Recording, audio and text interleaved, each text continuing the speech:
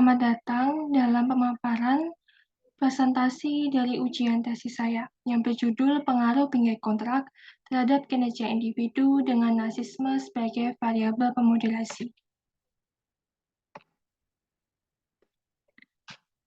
Tujuan penelitian saya adalah untuk menguji pengaruh bingkai kontrak terhadap kinerja individu, kemudian untuk menguji pengaruh moderasi karakteristik narsisme terhadap hubungan antara bingkai kontrak terhadap kinerja individu. Penelitian saya termotivasi oleh adanya inkonsistensi hasil penelitian-penelitian terdahulu yang meneliti mengenai pengaruh bingkai kontrak terhadap upaya ataupun terhadap kinerja. Sehingga saya menambahkan konstruk narsisme sebagai moderasi untuk menguji terhadap hubungan antara bingkai kontrak terhadap kinerja individu. Narsisme juga saya uraikan ke adaptif dan maladaptif yang belum terbahas di penelitian-penelitian sebelumnya. Penelitian saya memiliki dua kontribusi, yaitu kontribusi teoretis dan kontribusi praktis. Teori yang saya gunakan yaitu teori prospek. Teori prospek menyatakan bahwa dalam membuat keputusan, individu cenderung fokus pada prospeknya, yaitu prospek gains dan prospek loss. Individu merasakan bahwa kerugian lebih menyakitkan daripada kepuasan yang diperoleh dari keuntungan, meskipun dengan jumlah yang sama. Individu lebih sensitif terhadap kerugian dibandingkan keuntungan dan lebih cenderung mengambil risiko untuk menghindari kerugian dibandingkan memperoleh keuntungan. Sehingga hipotesis satu saya berbunyi, kinerja individu lebih tinggi dalam kondisi bingkai kontrak penalti dibandingkan kinerja individu dalam kondisi bingkai kontrak bonus. Narsisme adaptif dikaitkan dengan narsisme yang memiliki sifat-sifat positif dan sehat, seperti otoritas, kepercayaan diri yang tinggi, dan kemandirian. Tingginya tingkat kepercayaan diri sering dikaitkan dengan kinerja yang lebih baik di bawah tekanan, sehingga dapat diprediksikan bahwa narsisme adaptif akan memiliki motivasi atau upaya yang tinggi untuk menghindari hasil negatif seperti penalti. Sementara mereka akan memiliki motivasi atau upaya yang lebih rendah untuk mendapatkan hasil positif seperti bonus. Sedangkan narsisme maladaptif dikaitkan dengan narsisme yang memiliki sifat-sifat negatif atau tidak sehat, seperti eksploitatif, agresivitas, kecemasan yang tinggi mengenai kegagalan. Kecemasan yang tinggi tersebut dapat menghambat kinerja dalam kondisi tekanan yang tinggi. Narsisme maladaptif lebih termotivasi oleh peluang untuk mendapatkan hasil positif seperti bonus. Sebaliknya, ia akan memiliki motivasi atau upaya yang lemah untuk menghindari hasil negatif seperti penalti. Sehingga hipotesis 2A saya berbunyi, kinerja individu lebih tinggi ketika individu memiliki karakteristik narsisme maladaptif dibandingkan adaptif dalam kondisi bingkai kontrak bonus. Hipotesis 2B saya berbunyi, kinerja individu lebih tinggi ketika individu memiliki karakteristik narsisme adaptif dibandingkan maladaptif dalam kondisi kontrak pembingkai penalti. Kemudian untuk metode penelitian saya menggunakan metode eksperimen dengan 2x2 antar subjek dengan subjek penelitian yaitu seluruh individu dari berbagai kalangan, baik pelajar, mahasiswa, maupun pekerja. Variabel independen saya yaitu bingkai kontrak yang saya manipulasi menjadi dua kondisi, yaitu bingkai kontrak bonus dan bingkai kontrak penalti. Untuk bonus diberi notasi 0 dan penalti diberi notasi 1. Variabel dependen saya yaitu kinerja individu yang diukur menggunakan tugas decoding yang merupakan tugas penerjemahan simbol ke huruf. Kinerja diukur sebagai jumlah kekal simbol yang diterjemahkan. Variabel moderasi saya yaitu narsisme diukur menggunakan instrumen kuesioner yang terdiri dari 40 item pasangan pernyataan. Dari 40 item tersebut terbagi ke 7 subkonstruk. Subkonstruk 1-3 merupakan item untuk adaptif, subkonstruk 4-7 merupakan item untuk maladaptif. Prosedurnya adalah skor dari masing-masing adaptif dan maladaptif dibandingkan dan dilihat mana yang lebih besar, kemudian dikategorikan. Untuk adaptif diberi notasi 0, untuk maladaptif diberi notasi 1. Kemudian untuk prosedur eksperimen terdiri dari 6 tahap. Yang pertama uji pilot, pelaksanaan eksperimen inti, cek manipulasi, pengujian demografi, pengisian survei narsisme, dan debriefing. Lalu untuk hasil pembahasan, Tahap pengujian pertama meliputi pilot test. Sebelum dilakukan pilot test, terlakukan terlebih dahulu diskusi kelompok dengan rekan-rekan mahasiswa magister dan rekan mahasiswa doktor. Selanjutnya, instrumen penelitian kemudian dikonsultasikan kepada dosen pembimbing tesis untuk menilai apakah desain instrumen sudah dapat merepresentasikan kondisi yang ingin dicapai dalam penelitian. Uji pilot dilakukan 2 kali pada tanggal 20 Februari dan 25 Februari.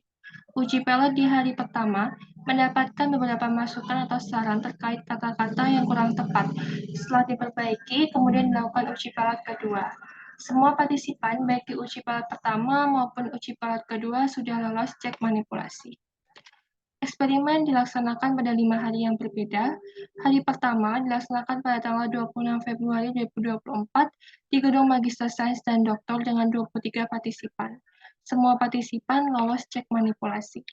Hari kedua dilaksanakan pada tanggal 6 Maret 2024 di Gedung Magister Akuntansi FEB UGM dengan 28 subjek partisipan. Terdapat 1 partisipan yang tidak lolos cek manipulasi, sehingga jumlah akhir sebanyak 27 subjek. Hari ketiga dilaksanakan pada tanggal 7 Maret 2024 di Gedung Magister Manajemen FEB UGM dengan 9 subjek partisipan. Semua partisipan lolos cek manipulasi. Hari keempat dilaksanakan pada tanggal 8 Maret 2024 di Gedung Pascasarjana UGM dengan 13 subjek partisipan. Terdapat 1 partisipan yang tidak lolos cek manipulasi sehingga jumlah akhir sebanyak 12 subjek. Hari kelima dilaksanakan pada tanggal 15 Maret 2024 di SMA 1C2 Yogyakarta dengan 31 subjek. Terdapat 1 partisipan yang tidak lolos cek manipulasi sehingga jumlah akhir sebanyak 30 subjek. Berikut merupakan data demografi dari 101 partisipan, sebanyak 38 orang laki-laki dan 63 orang perempuan. Partisipan di rentang usia 17-25 tahun berjumlah 68 orang, di rentang usia 26-34 tahun berjumlah 27 orang, dan di rentang usia 35-45 tahun berjumlah 6 orang. Partisipan pelajar berjumlah 30 orang, mahasiswa 35 orang, dan pekerja 36 orang. Uji pengaruh karakteristik demografi dan perbedaan waktu dilakukan untuk memastikan bahwa perubahan variabel dependen, yaitu kinerja individu, tidak dipengaruhi oleh perbedaan karakteristik demografi serta perbedaan waktu pelaksanaan eksperimen. Berdasarkan hasil, tunjukkan bahwa usia, pekerjaan, dan perbedaan waktu tidak berpengaruh terhadap kinerja individu. Namun, jenis kelamin berpengaruh terhadap kinerja individu, sehingga jenis kelamin perlu diperlakukan sebagai kovariat dan diuji lebih lanjut menggunakan teknik ANCOVA. Kemudian untuk pengujian randomisasi, hasil uji randomisasi menunjukkan bahwa tidak terdapat perbedaan yang signifikan antar kelompok manipulasi berdasarkan ketiga karakteristik demografi, yang dapat dilihat nilai signifikansinya yang lebih dari 0,05. Randomisasi pada penelitian ini dinyatakan berhasil. Sebelum melakukan pengujian hipotesis, dilakukan pengujian asumsi ANOVA terlebih dahulu, yaitu asumsi normalitas dan asumsi homogenitas. Hasil uji normalitas dan homogenitas menunjukkan bahwa nilai signifikansi lebih besar daripada 0,05 yang menunjukkan bahwa data berdistribusi normal dan varian observasi dalam sel data juga relatif sama. Dengan demikian, uji normalitas dan uji homogenitas sudah terpenuhi. Kemudian untuk hasil statistik deskriptif menunjukkan bahwa pada sel pertama, terdapat 24 partisipan dengan rata-rata kinerja individu sebesar 23,75. Sel kedua berjumlah 26 partisipan dengan rata-rata kinerja individu sebesar 25,54. Sel ketiga berjumlah 29 partisipan dengan rata-rata kinerja individu sebesar 36,21. Dan sel keempat berjumlah 22 partisipan dengan rata-rata kinerja individu sebesar 34,45.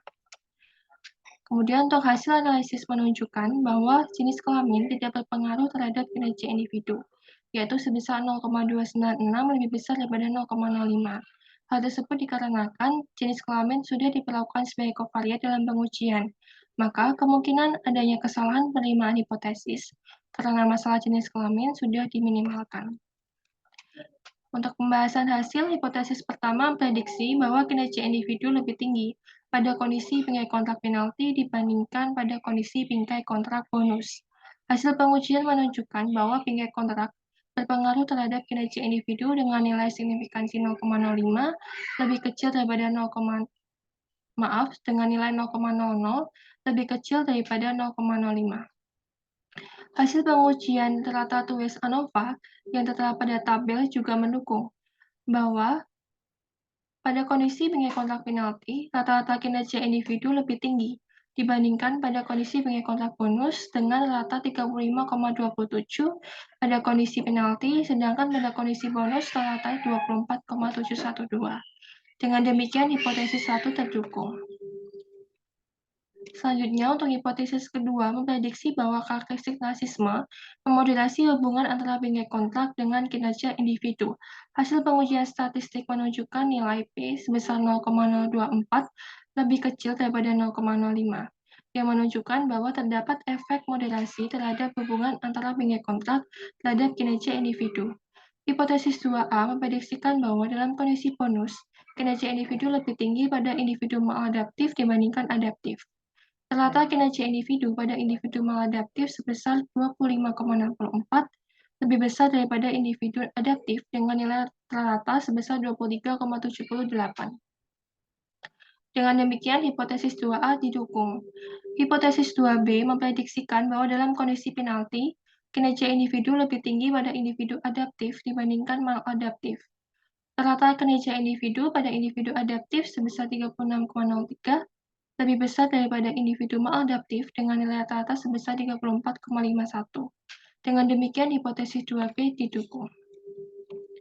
Kesimpulan, kinerja individu lebih tinggi dalam kondisi bingkai kontrak penalti disebabkan karena muncul kekhawatiran individu apabila tidak mencapai target, maka akan dikenakan denda atau penalti.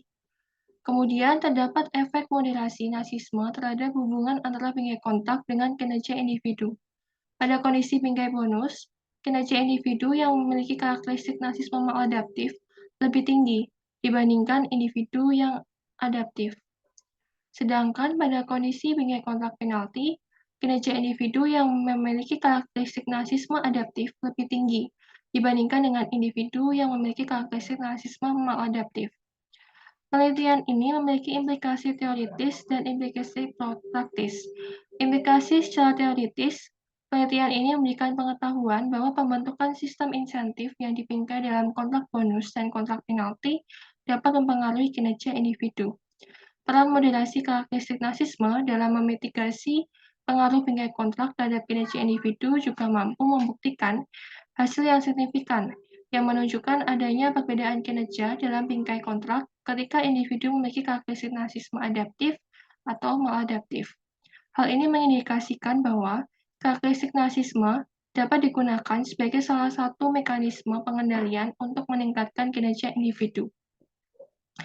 Kemudian untuk implikasi praktis, penelitian ini dapat memberikan informasi kepada perusahaan mengenai sistem insentif bonus dan penalti untuk meningkatkan kinerja dalam menghadapi pekerja yang memiliki karakteristik narsisme. Keterbatasan dalam penelitian ini antara lain adanya masalah pada karakteristik demografi, yaitu jenis kelamin. Namun, peneliti telah melakukan antisipasi dengan memasukkan jenis kelamin sebagai kovariat serta melakukan pengujian ANCOVA. Saran untuk penelitian selanjutnya dapat mengeksplorasi apakah perbedaan kinerja pada individu muncul atau bertahan dalam jangka waktu yang lebih lama, dan atau dalam jumlah yang lebih besar bagi individu yang memiliki karakteristik narsisme adaptif atau maladaptif. Penelitian selanjutnya dapat mempertimbangkan apakah ketika hasil kinerja individu dapat diumumkan ke publik, akan mempengaruhi kinerja selanjutnya dari individu tersebut atau tidak. Mengingat bahwa individu yang narsis berkinerja lebih baik ketika hasil kinerja mereka diumumkan ke publik. Demikian pemaparan hasil tesis saya. Terima kasih dan selamat malam.